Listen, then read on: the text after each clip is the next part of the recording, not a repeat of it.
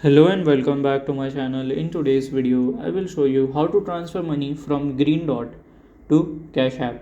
So let's get started. So it is very easy to do. You have to follow these easy steps.